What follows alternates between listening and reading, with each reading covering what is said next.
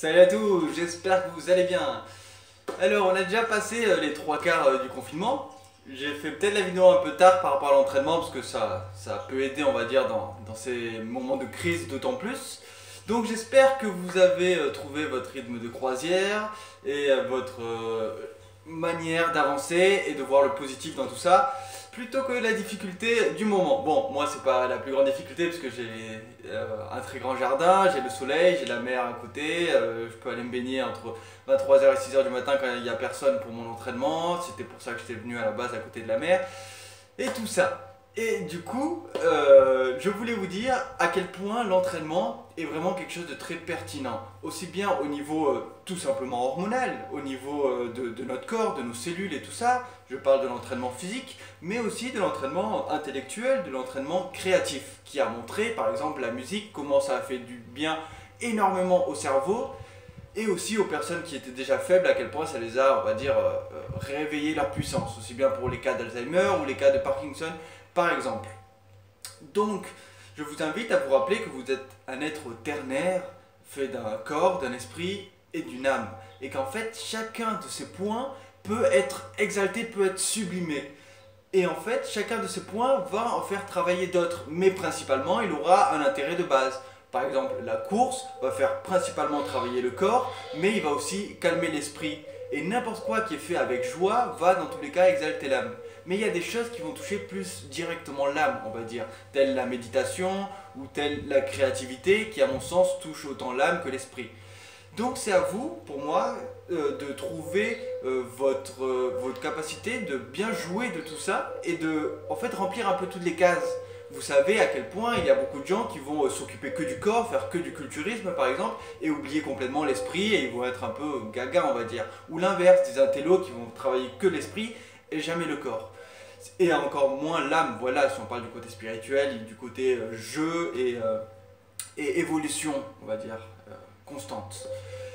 Donc en ce sens, je vous invite tout simplement à trouver votre combo qui puisse vous parler le plus possible et à trouver l'équilibre, aussi bien dans les cycles circadiens, on va dire, c'est-à-dire comment vous allez vous harmoniser par rapport à votre cycle naturel, donc l'état de dormir, quand manger, quand vous le ressentez, avec le jeûne intermittent par exemple. Par exemple, moi je mange plus à partir du coucher du soleil maintenant depuis longtemps. Et je déjeune pas parce que mon corps ne m'appelle pas à déjeuner, donc je mange que quand j'ai faim, un, deux et quelquefois 3 repas par jour. En ce sens, je voulais aussi vous parler de l'équilibre routine et non routine. Il y a quelque chose de bon, quelque chose de puissant d'en prendre une discipline. Par exemple, aller se baigner tous les jours à la mer. Comme ça, on sait que c'est pas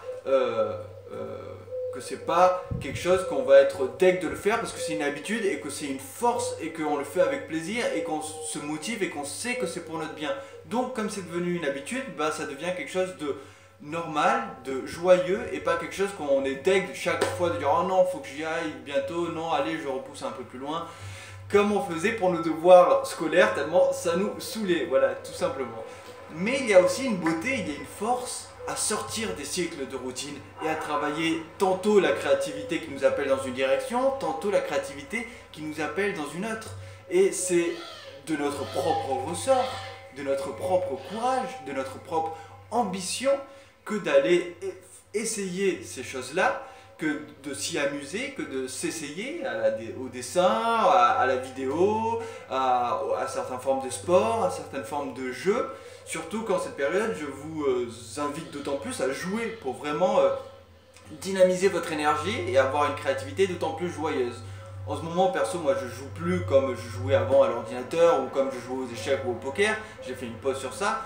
En ce moment, mon jeu c'est plus la créativité tout simplement, et par la forme de vidéos, de musique, de poésie et tout ça, mais surtout les mangas, surtout les films, surtout d'écrire aussi un petit peu et de scénariser de tête des histoires, de parler avec mon hôte, de marcher, de courir, voilà tout ce qu'on peut trouver de joyeux. J'aurais eu plus internet et j'aurais eu une connexion plus voilà que dans la tente j'aurais eu toujours internet, peut-être j'aurais joué à Age of Empires un peu plus ou avec des potes à League of Legends, etc. etc. Mais bon, c'est à vous de trouver votre équilibre et voilà, donc sur ce je vous souhaite une excellente journée et à la prochaine, bye bye.